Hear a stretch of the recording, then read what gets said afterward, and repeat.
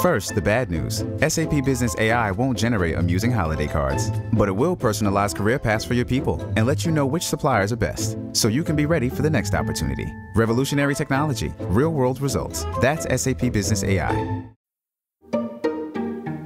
Hey everyone, Inc. Business Media Executive Editor Diana Ransom here.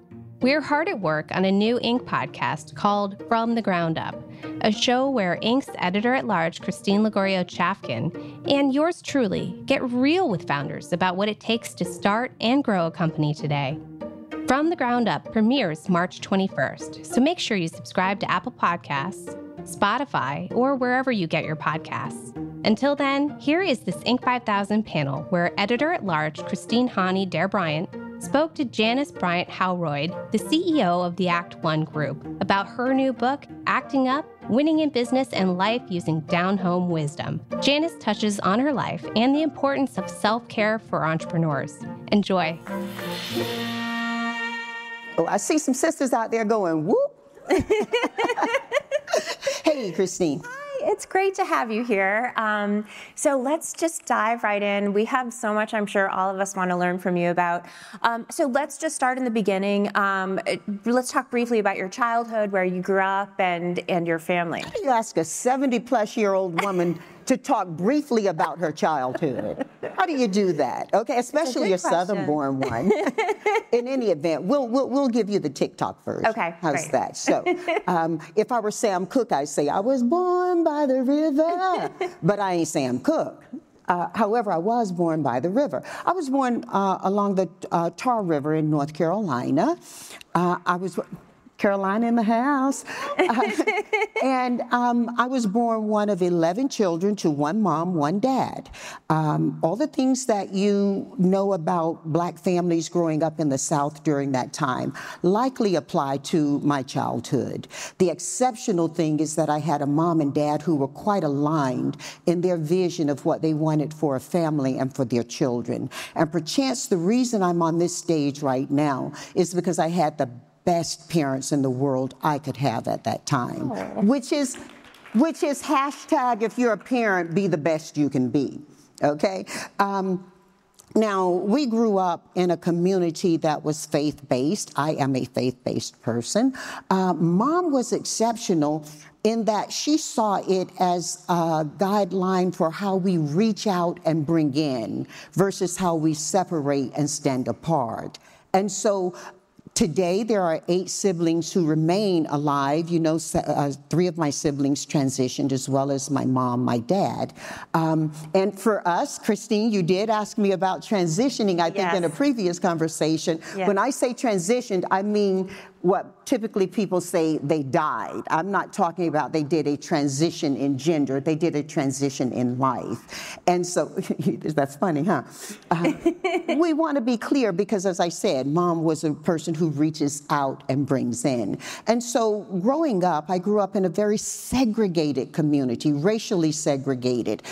Economically, we were not segregated. You'd have some of the best incomes living next door to the poorest incomes living next door to the no income. Let me just interrupt, because you're from a family of entrepreneurs, a long line of entrepreneurs. I am, yeah, And I didn't realize that until much later. Actually, after we had grown the business quite a bit and I was back, most of the advice I got early in building my business, I'd call on Mom for, because Dad transitioned shortly after I grew up and left the home.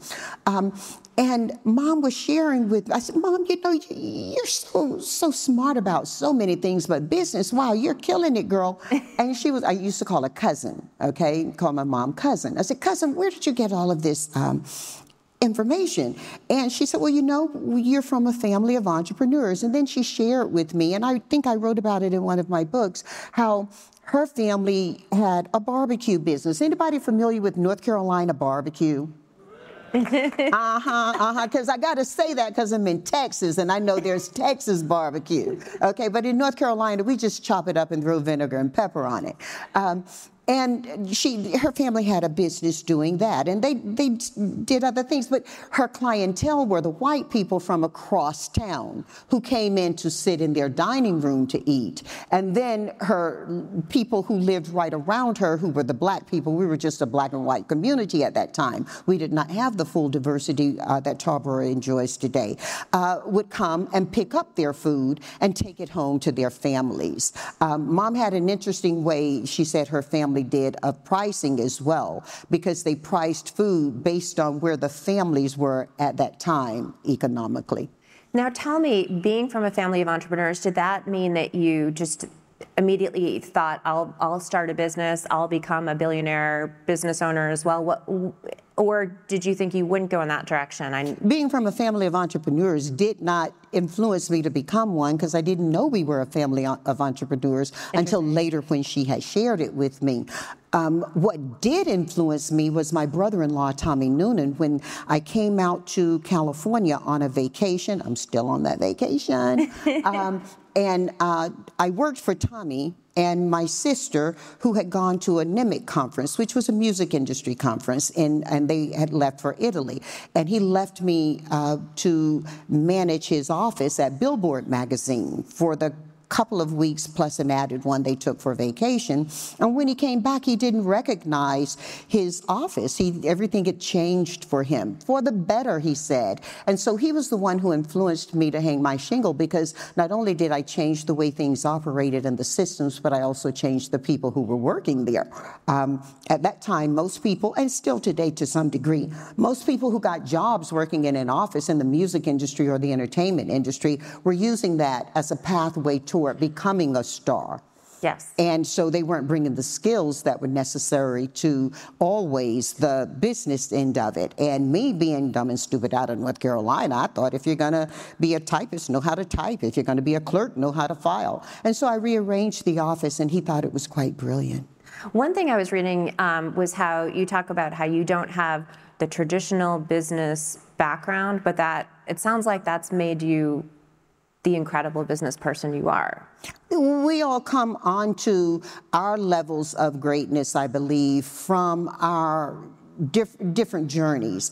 I think it's more about being, you hear the word authentic used so often these days that it doesn't even sound authentic to say it. But bringing the best of what you know and being honest about that to yourself is going to be the thing that helps you to travel your path, I think, most brilliantly. And that's what I have done. I have brought what I know to the environments. And there are skills and there are talents.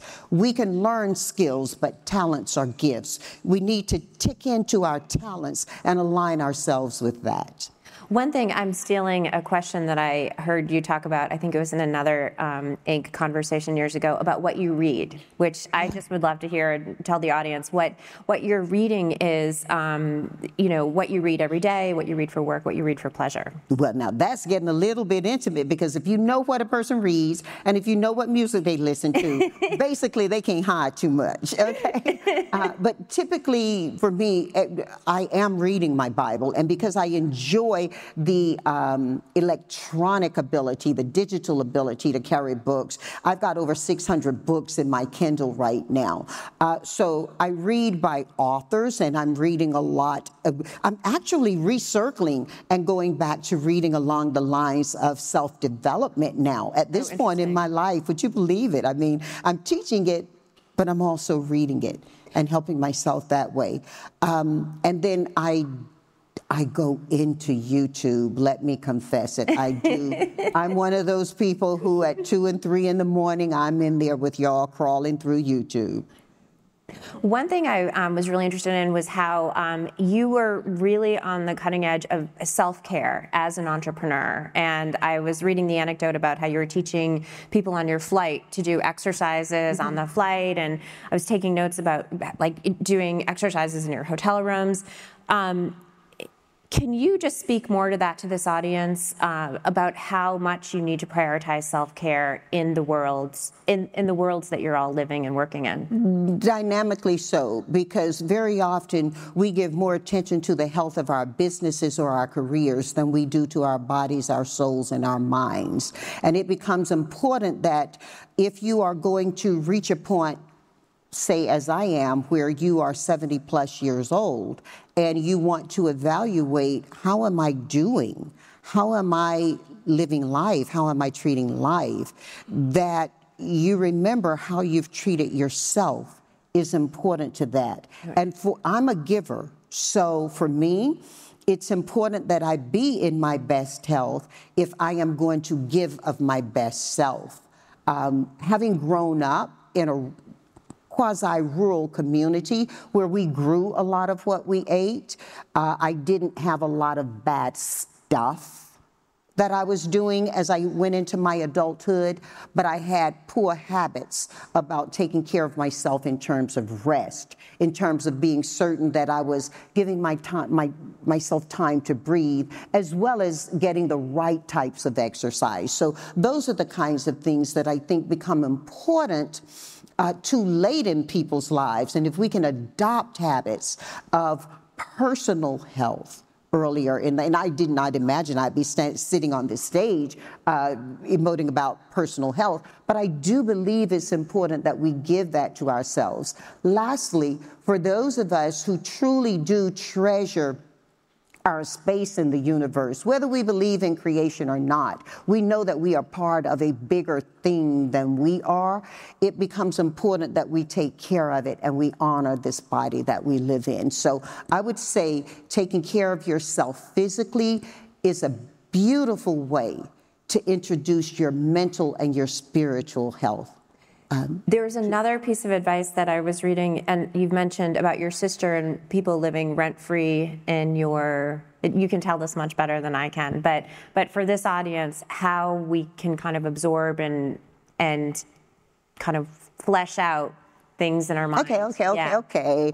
So when I went to Los Angeles on that vacation I mentioned, my sister and my brother-in-law were in the music industry, and I was staying at her home, beautiful home, and we were out by her swimming pool.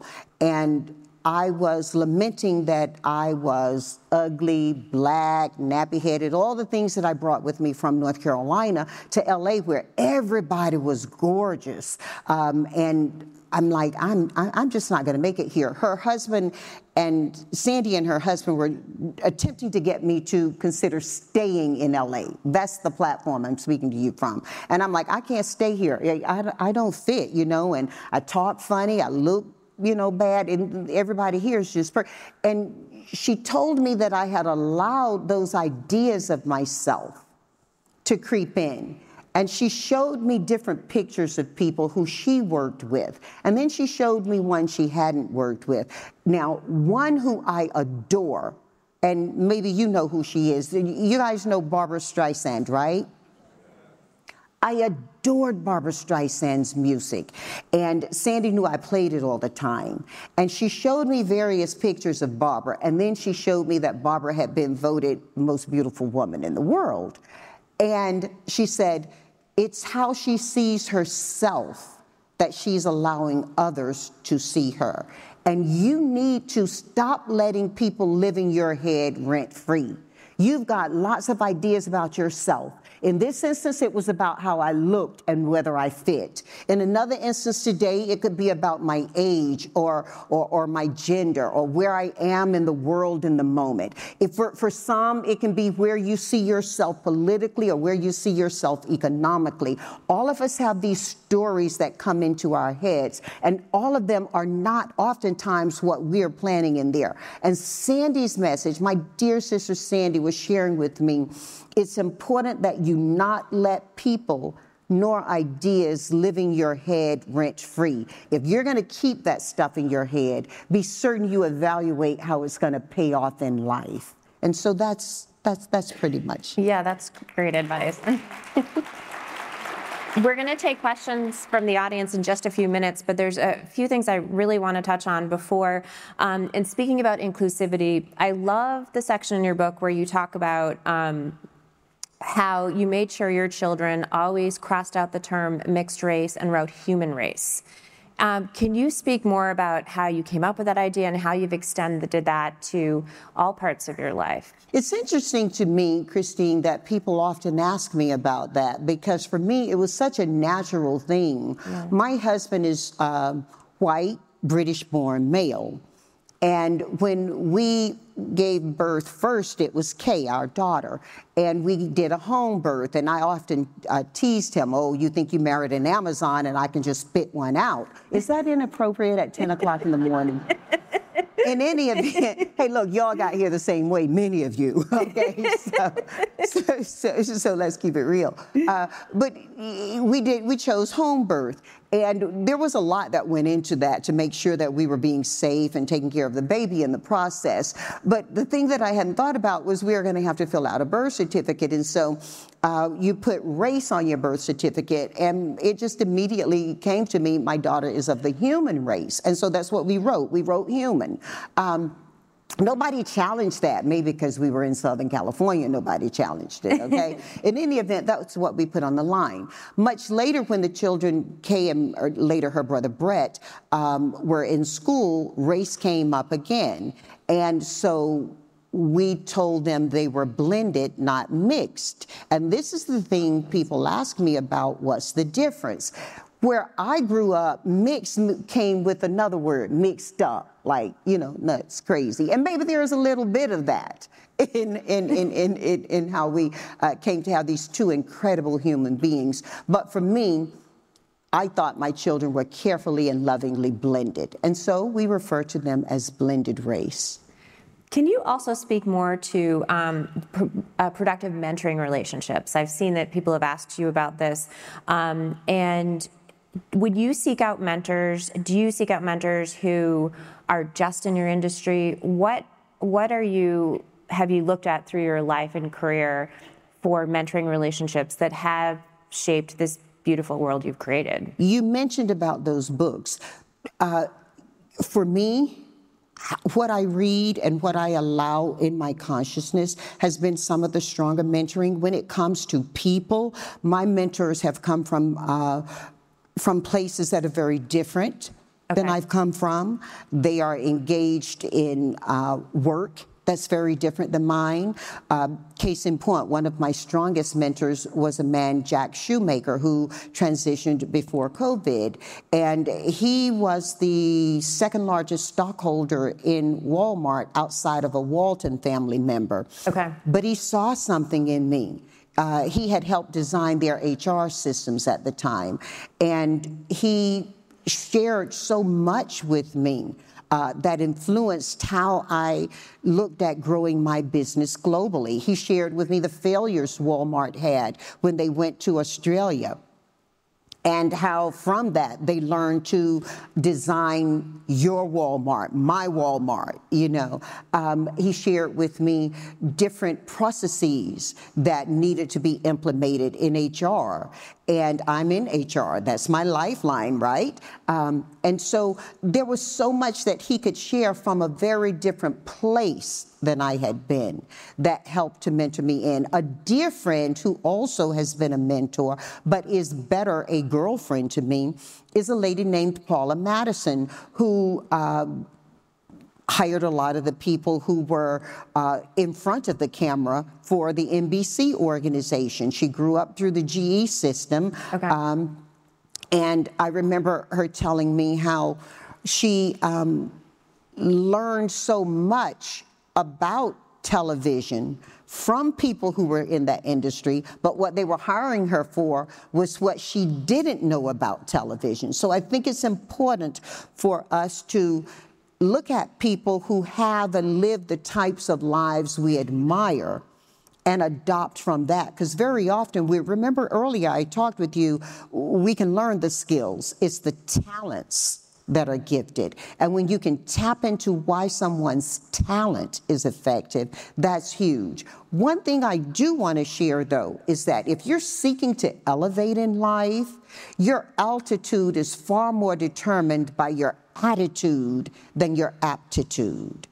Aptitude is huge. Please do not hear me to say things that discredit that, but your attitude is what gets you forward best. You've heard it said differently. Perhaps some of your parents have said it. Perhaps some of you have said it to your own children. But how you vocalize that to yourself becomes important. And for me, an African American female doing business in over 35 countries, just talking with Brian this morning, God gave me a lot, but not enough brains to manage and deliver on all of the commitments we have under contract right now. But the attitude that I bring allows me the clarity, the confidence, and fuels the commitment I have in delivering on that. It sounds simple. Simple ain't always easy. Believe me, if it were, we'd all climb mountains. A very simple thing, right? But your attitude is the thing that will elevate you in life. First, the bad news. SAP Business AI won't help you generate cubist versions of your family's holiday photos. But it will help you understand which supplier is best to help you roll out your plant-based packaging in Southeast Asia, or identify the training your junior project manager needs to rise up the ranks, and automate repetitive tasks while you focus on big innovations, so you can be ready for the next opportunity. Revolutionary technology, real-world results. That's SAP Business AI. One thing, it's a gift and a privilege as an editor at Inc. that you meet many successful people. And we were speaking earlier about another female billionaire who I interviewed in the past month, who talked about the kind of emptiness and dissatisfaction she felt when she achieved every dream I believe most people in this room want. I don't get that sense from you that there's been any emptiness or dissatisfaction. And what, maybe I'm wrong, but what has driven you to achieve but also find that fulfilling? There is a poem. I don't have my phone with me. You guys have your phones with you. Perhaps you had teachers or parents who were important in your life and taught you. There's a poem by Rudyard Kipling called If. Is anybody in this audience familiar with If? And the poem says, if you can keep your head when all about you are losing theirs and blaming it on you, and it goes on to say that you can make allowance for other people's doubts in life. I encourage you to read the poem If. Dad made all of us learn that poem at 7th grade, okay? He thought that by 7th grade, we'd had enough experience, enough engagements, and we had a good enough idea about who we were that it could make a difference to how we grew up. I see some of you grabbing your phones now. Let me tell the ladies in the audience that I have taken the liberty when I actually read that poem to people to make it gender neutral, because it is about guys, but it's more importantly about life and how we approach it. I'd love it, actually, if somebody would share with me, if you pulled it up on your phone, I'd love to actually share it with this audience. And I hope you got big writing. Oh, bless you, bless you. So it goes like this. If you can keep your head when all about you are losing theirs and blaming it on you, if you can trust yourself when all people doubt you, but make allowances for their doubting too. If you can wait and not be tired by waiting or being lied about, don't deal in lies. Or being hated, don't give way to hating. And yet don't look too good nor always have to talk too wise.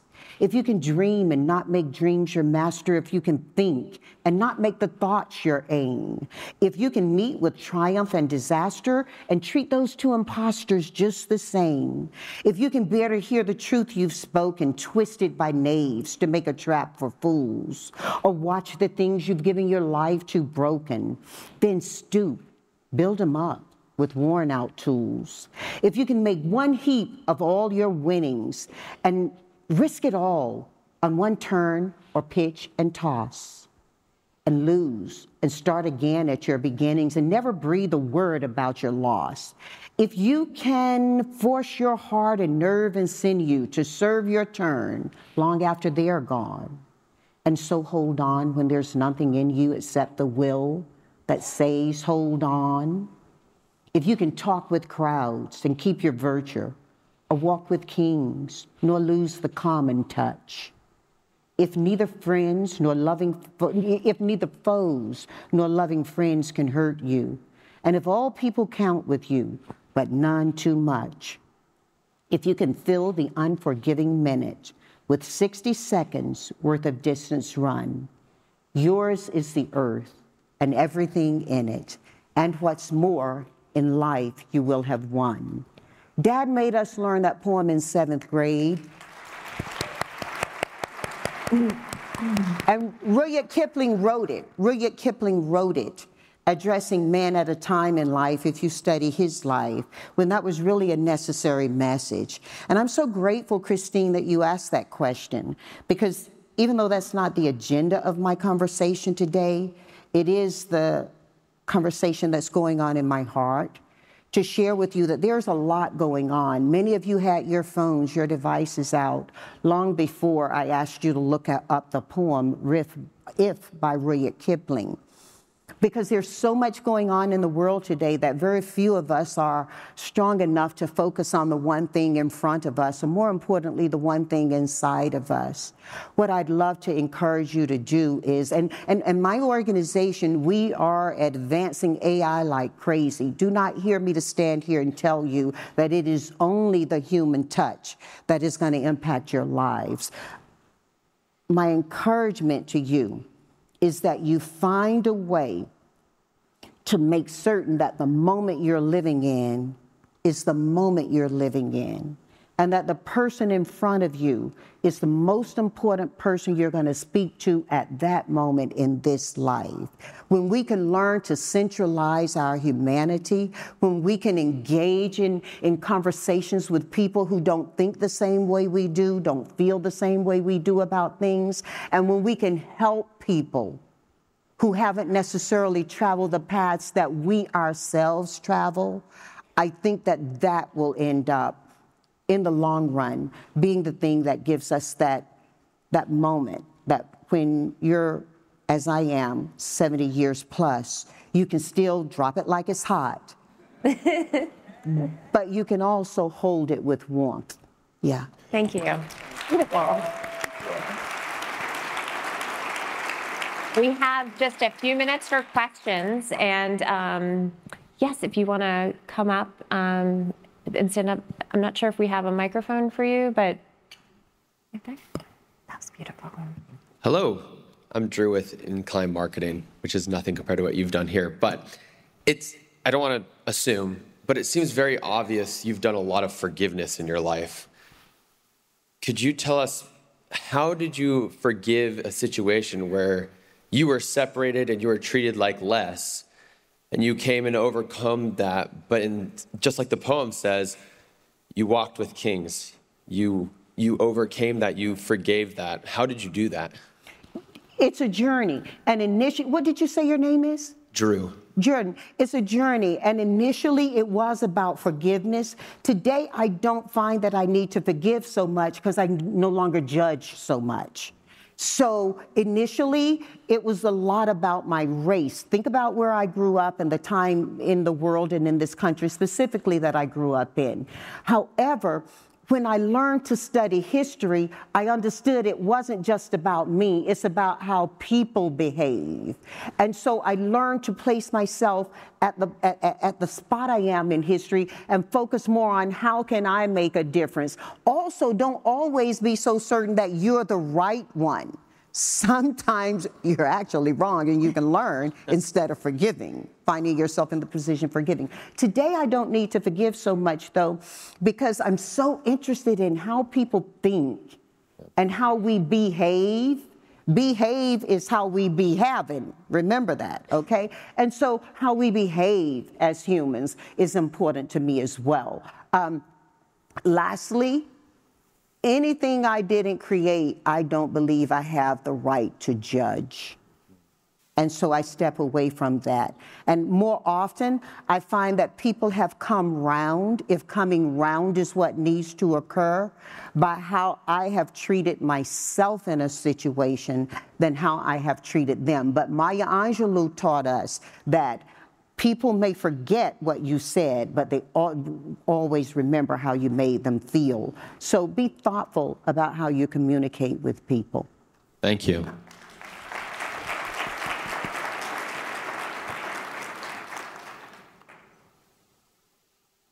Hi, Ms. Janice. I am Milan Harris. I am the CEO and founder of Milano Di Rouge. It's a unisex clothing line, and I just want to thank you so much for sharing your story. It has inspired me more than you will ever know. Oh, praise God. My question is, are there any specific strategies that you found effective to ensure long-term success? Lots, and if you want to hook up later digitally, please do so, DM me. What I can share with you in this moment is something that I've taught. It sounds very elementary because it's taught as the ABCs. However, we get into it in a much deeper way when we're talking about building business strategies. I never teach people on how to build a business strategy without first investing in what their life strategy is, though. Many people, as the example of the young woman who was 30 years old, Christine shared with us, who finds herself empty and not as happy, and having built a billion-dollar company, perhaps she didn't understand why she was building it. Know why you're doing something before you worry too much about the how of it.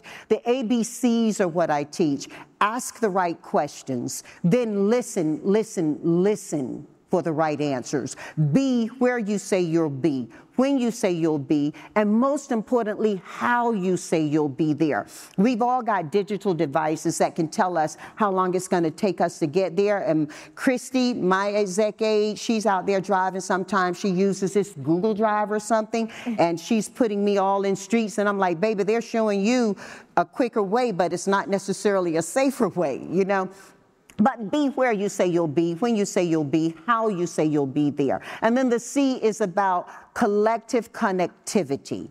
You've got to make sure that everybody who needs to know knows, and that you are connecting with people in a circular fashion. Sending an email isn't the answer. It's making certain that the response comes back and that you're complete in that. And I have a rule in my business that if you mention anybody who works in our company in an email to me, they got to be copied on it. Thank you so much. Thank you. I think we have one more question, and then I think we have to wrap. JBH, how are you doing? I am flying high. My name is Dr. Dan Young. I'm with Social Contract. We're a social impact consulting company that solves complex problems in communities. I'm here with all of my colleagues here. First and foremost, thank you so much for not only being such a shining example of Black excellence, but a shining example of human excellence. I first of all appreciate that. Thank you for giving the humans a shout out. Absolutely. And as someone who made my daughter memorize "if" when she was 10 years old, thank you for bringing that up too. And I reached out to you on LinkedIn, so I'll make sure I link up with you.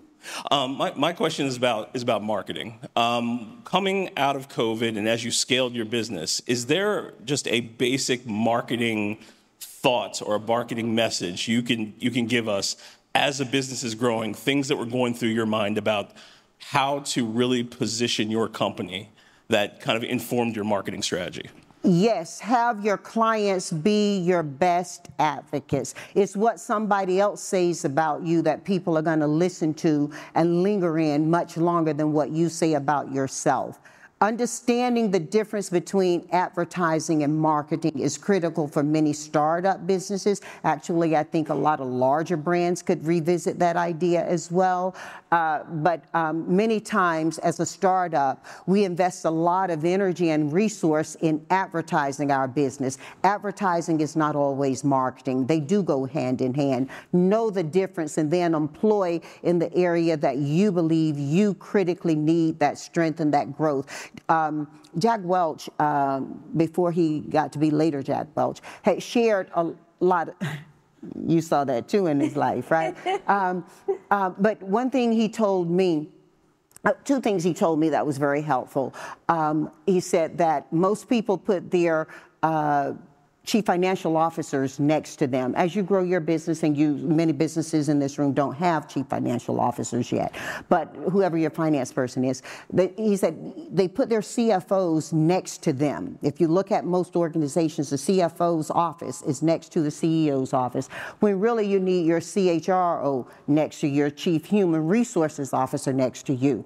I will tell you that I have learned that it is how you treat the people you hire that is going to be the best branding for your business and the best marketing for your business. When people love where they work and love how they work, that gets exemplified across everything that happens from your company. And if you're a or a startup or a founder, you got to understand that the first person you hire displaces you as the most important person in your organization. If you can hold true to that, then that is going to be the best. When people talk about our company brands out of ActOne as employees, they're speaking from their hearts and their heads. And I believe that has been the better marketing for us. Certainly, I am an agent of employee marketing, and this wonderful age of digital economy enables us to do that in a brilliant way.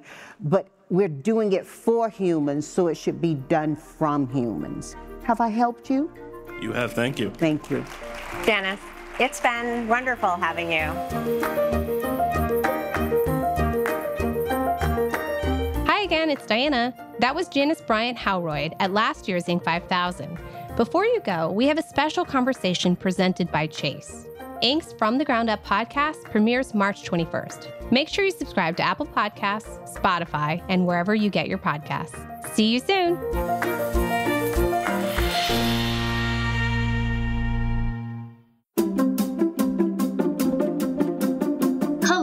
Welcome to this special mini-series in partnership with Chase.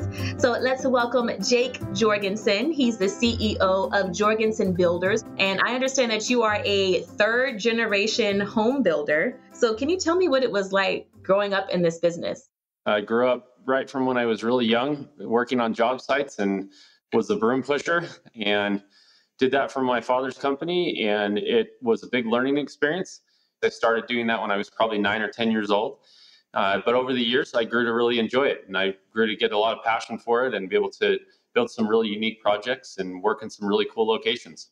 In the early days, what impact did your business credit card have as you were building your business? Yeah, it actually was a really big impact. We worked with the Chase card a lot and found the most success with that card because it was so versatile. We have a lot of things where we might buy a lumber package that is $20,000 or $30,000 or $40,000. Now some of those are even more than that in one delivery of lumber, and being able to pay it on the card, it wasn't ever a problem. So it sounds like it was beneficial for the efficiency in your business and the purchasing power. Any other specific examples of unique ways that you've been able to use your Chase rewards? The rewards that we got were also really versatile, where we could use them in a lot of different ways. We would get gift cards with those points, and I would keep a stack of them in my truck.